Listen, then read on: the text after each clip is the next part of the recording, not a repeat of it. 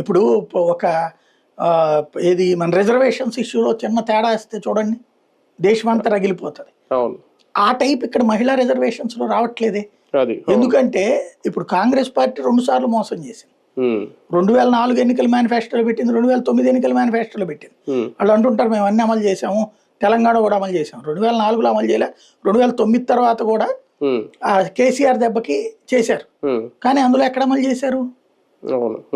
అట్లాగే ఆ రోజున వాళ్ళు ఆంధ్రాకి ఎట్లా మోసం చేశారో చూసాం. అట్లాగే మహిళా రిజర్వేషన్ వాళ్ళు అప్పుడు చేసిన మోసమే కదా.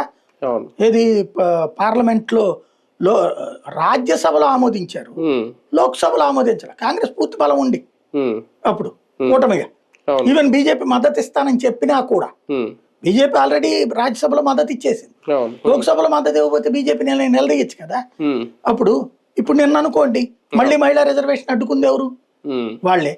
అంతకుముందు లోక్సభలో యూపీఏగా ఉన్నటువంటి సందర్భంలో ములాయం సింగ్ ఆపాడని ఒకసారి, లాలూ ప్రసాద్ ఆపాడని ఒకసారి, ఆపింది కూడా వాళ్ళే. కాబట్టి వాళ్ళకి ఆ ఇష్టం లేదు, కాంగ్రెస్ కి ఇష్టం లేదు.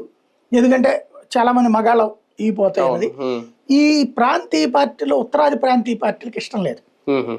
Like Samajwadi party, Tejaswi Yadav, Aam Aadmi party, ఇట్లాంటి వాళ్ళు ఆపుతా ఏదో ఒక నాటకాలు ఆడతారు. మహిళల్లో మరి స్పందన ఎందుకు రాలేదు? మామూలు రిజర్వేషన్